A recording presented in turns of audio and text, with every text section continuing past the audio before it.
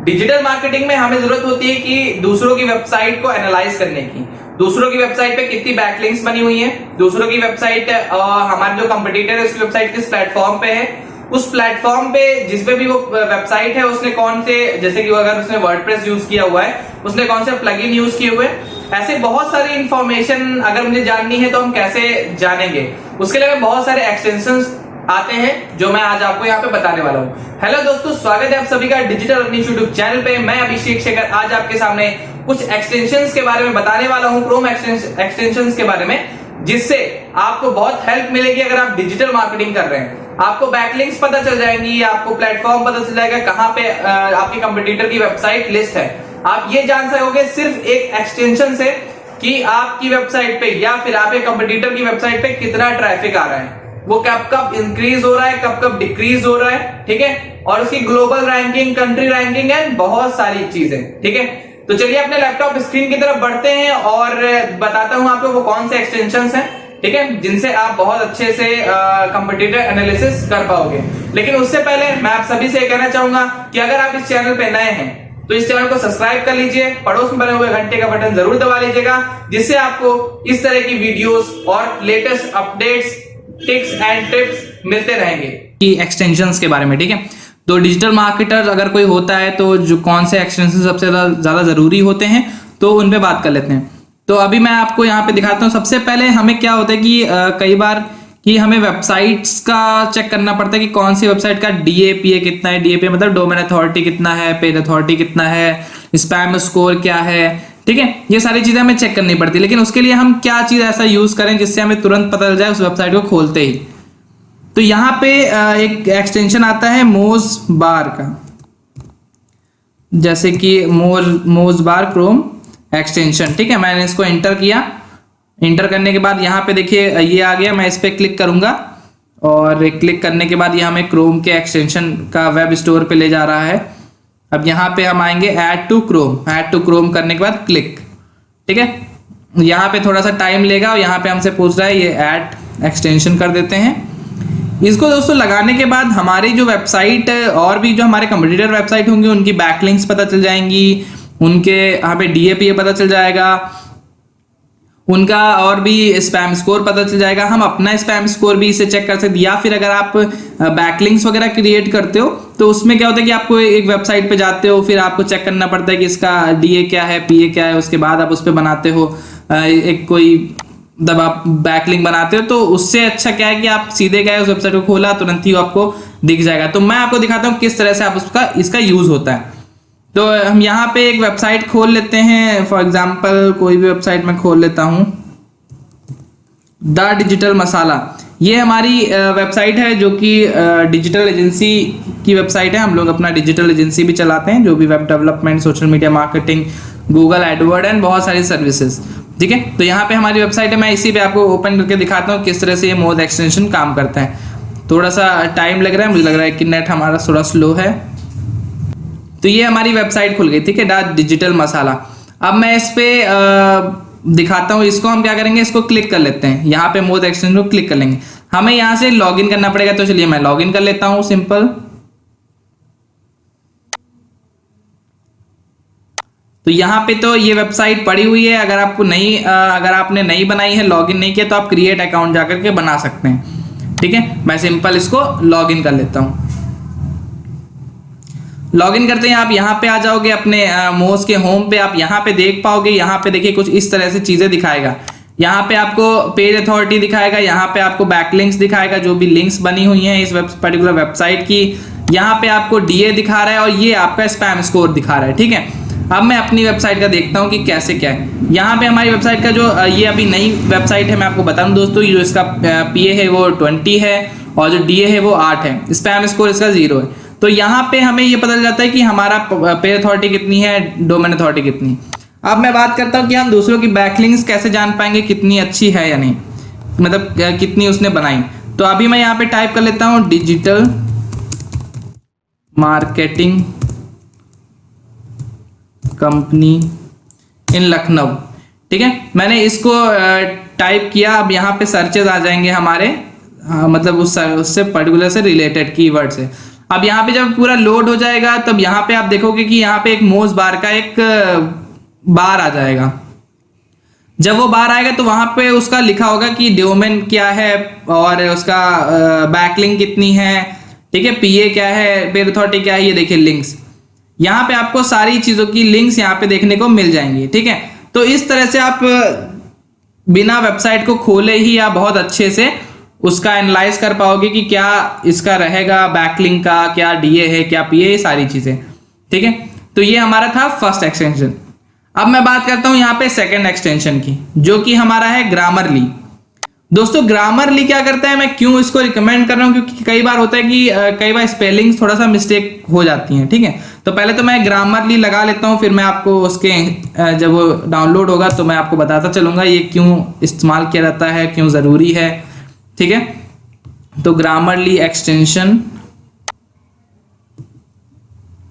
हाँ ये रहा ग्रामरली फॉर क्रोम। तो ये क्यों जरूरी है दोस्तों, इसलिए क्योंकि कई बार होता है कि हमसे स्पेलिंग मिस्टेक हो जाती है, ठीक है। मैं ये नहीं कह रहा कि आपको स्पेलिंग आती नहीं है, या फिर क्योंकि इंसान है, इंसानों से कभी भी कोई भी गलती हो सकती है, ठीक है। तो उसमें हम क्या करेंगे कि हमें ग्रामरली एक एक्सटेंशन है जो हमारी स्पेलिंग को सही करने में हमारी मदद करता है।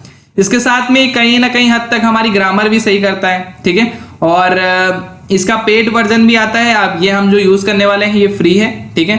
आप इसका पेड वर्जन भी इस्तेमाल कर सकते हो। अभी थोड़ा सा ये टाइम ले रहा है, और टाइम लेने के बाद में ये अभी आप देखेंगे यहाँ पे एक्सटेंशन बार में जो भी हमारा सर्च के पड़ोस में है, यहाँ पे ऑटोमेटिक ये लग जाएगा। जैसे कि आप लोग देख पा रहे हैं यहाँ पे ग्रामरली लग चुका है और यहाँ पे आ गया है हमारा एक्सटेंशन।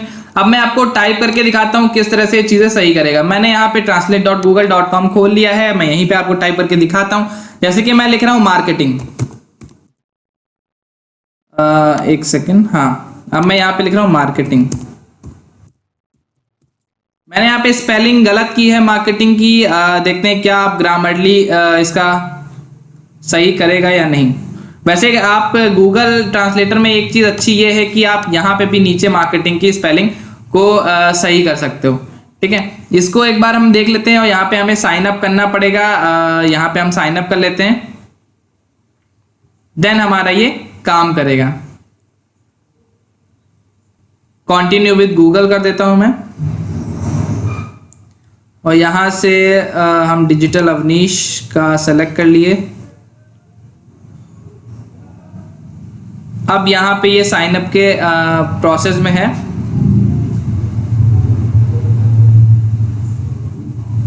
नाउ ये कंप्लीट हो चुका है। अब मैं यहाँ पे सिंपली कंटिन्यू कर देता हूँ, इसको हटा लेते हैं, और हाँ यहाँ पे हम आ चुके हैं। मैं आपको गूगल इनपुट टूल पे दिखा देता हूँ,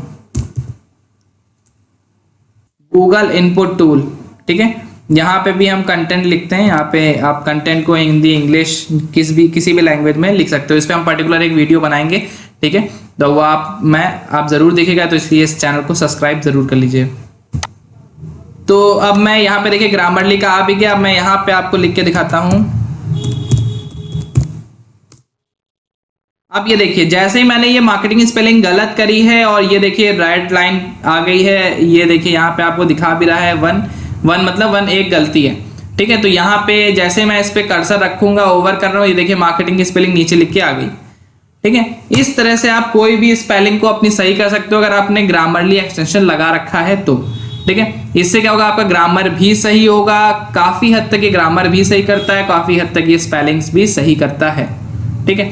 तो चलते हैं अपने नेक्स्ट एक्सटेंशन की ओर, जो कि हमारा है कि हम ट्रैफिक कैसे जान सकते हैं किसी अदर वेबसाइट का, ठीक है। वो भी ये सिर्फ एक क्लिक से, मतलब एक एक्सटेंशन से सिर्फ हमें ऊपर जाके क्लिक करना है और हम ट्रैफिक देख पाएंगे कि उस पर्टिकुलर वेबसाइट पे ट्रैफिक क्या है। तो हमें यहाँ पे एक एक्सटेंशन यूज करना पड़ेगा, जो कि इसका नाम है सिमिलर वेब।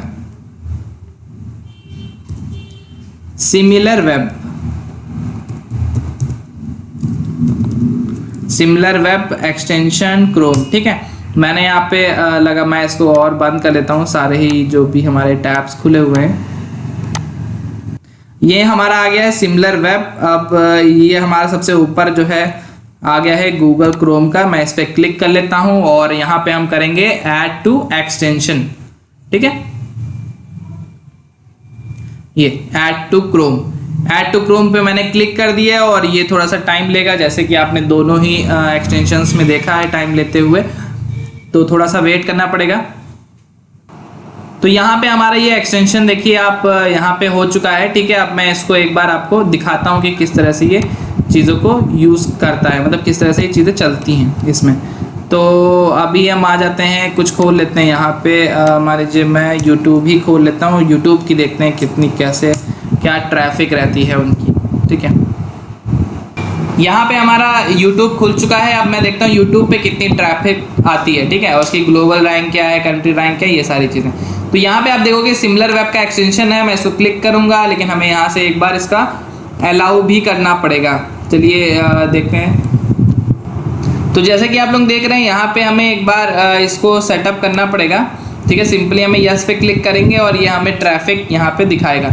यहाँ पे हम यस पे क्लिक करते हैं और यहाँ पे आप देख सकेंगे कि global rank, country rank and category rank ये सारी तीनों ही चीज़ें हमें यहाँ पे दिखा रहा है। और आप यहाँ पे भी देख रहे होंगे ट्रैफिक 30 बिलियन का ट्रैफिक यहाँ पे आता है। फेब में इसका जो ट्रैफिक है थोड़ा सा कम हुआ था। ठीक है, और इसके साथ ही रेगुलर ग्रोथ करता जा रहा है, क्योंकि अब लॉकडाउन है, तो लॉकडाउन में सभी ज़्यादातर यूट्यूब ही ब्राउज करते हैं और डाटा भी हमें जियो दे ही रहा है बहुत अच्छा। तो यहाँ पे हमने देखा कि इस तरह से हमें कोई ट्रैफिक हम बहुत अच्छे से देख सकते हैं। साथ में हमारा ये बाउंस रेट, ठीक है, पेज पर visit, monthly visitor, average visit duration. ठीक है, तो यहाँ पे हम सारी चीज़ें देख पा रहे हैं। साथ में यहाँ पे आप कहाँ कौन सी कंट्रीज़ में ये यूज़ होता है वो भी हम यहाँ से देख पा रहे हैं। ऐसे बहुत सारी चीज़ें यहाँ से आप देख पाओगे अपने कंपटीटर की, या फिर आप अपनी देखना चाह रहे हो तो इस एक्सटेंशन के द्वारा।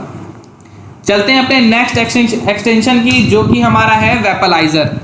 अब दोस्तों वेपलाइजर क्यों काम आता है, कैसा है, क्या है, मैं आपको बताता हूँ इसके इंस्टॉलेशन के टाइम पर। चलिए यहाँ पे हम डाल देते हैं वेपलाइजर। जैसे कि मैंने यहाँ पे टाइप कर दिया है वेपलाइजर एक्सटेंशन फॉर क्रोम,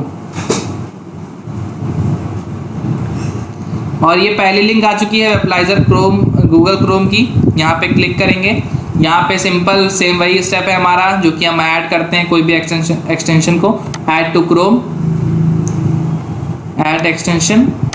तो जैसे ही आप लोग देख पा रहे हैं यहाँ पे वेपलाइजर का इंस्टॉल हो चुका है और यहाँ पे आ चुका है हमारा ये वेपलाइजर का। ठीक है, हमको सिंपल कुछ नहीं करना है, सिंपल यहाँ से हम कट कर देंगे और हम चले जाएंगे कोई उन वेबसाइट पे, चलते हैं अपनी वेबसाइट पे, चलते हैं द डिजिटल मसाला पे, और मैं यहाँ पे इंटर करता हूँ और यहाँ पे हम देखेंगे कि ये पर्टिकुलर वेबसाइट किस प्लेटफॉर्म पे बनी हुई है। ठीक है, और साथ में कौन से प्लगइन यूज़ किए गए हैं, कौन सी चीज़ें यूज़ करी गई हैं, तो यहाँ पे आपको बहुत सारे इन्फॉर्मेशन देखने को मिल जाएगी। तो यहाँ पे ये वेबसाइट खुल गई है। अब आप देखेंगे वेपलाइजर का जो साइन है वो बदल के वर्डप्रेस के लोगो की तरह हो गया है, और यहाँ पे जो लोगो है हमारा वो हो गया है वर्डप्रेस का, और यहाँ पे मैं क्लिक कर देता हूँ। क्लिक करने के बाद आप यहाँ पे देख पा रहे हो CMS, वर्डप्रेस, ब्लॉग, वर्डप्रेस। ठीक है, कौन कौन सी चीज़ें मैंने यहाँ पे यूज़ करी हैं, जैसे कि रेवोल्यूशन स्लाइडर, ट्विटर इमोजी। ठीक है, और भी बहुत सारी चीज़ें यहाँ पे आपको देखने को मिलेगी। इसके साथ ही ये बहुत सारी चीज़ें आपको यहाँ पे देखने को मिल गई हैं, और भी आप कई सारी वेबसाइट्स का डाटा यहाँ से आप देख सकते हो।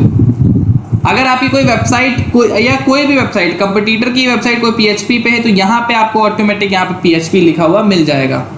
तो बढ़ते हैं अपने नेक्स्ट एक्सटेंशन की ओर, जो कि हमारा बहुत ही यूजफुल एक्सटेंशन है। अगर आप वर्डप्रेस यूज कर रहे हो, अगर आप वर्डप्रेस के डेवलपर हो, डिजाइनर है, तो आपके लिए बहुत ही काम का साबित होने वाला है ये एक्सटेंशन। क्योंकि दोस्तों क्या होता है कि जब भी हम किसी अदर वेबसाइट को देखते हैं तो जरूर अगर वो वर्डप्रेस पे बनी, हमें ये वेपलाइजर से पता तो चल जाएगा, लेकिन हम उस पर्टिकुलर थीम को कैसे पहचानेंगे कि ये पर्टिकुलर वेबसाइट इस पर्टिकुलर थीम पे बनी हुई है। तो अगर हमें ये जानना है तो सिंपल एक एक्सटेंशन आता है, जो कि बहुत जबरदस्त एक्सटेंशन है दोस्तों, मेरा फेवरेट एक्सटेंशन है, जो कि हमारा है वर्डप्रेस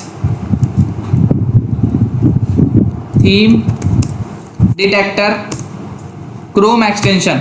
दोस्तों इसको जरूर आप ऐड करिए अपनी क्रोम एक्सटेंशन में, और इसको आप क्लिक करिए। यहाँ पे सिंपली ऐड का जो भी प्रोसेस होता है वहाँ पे क्लियर करेंगे।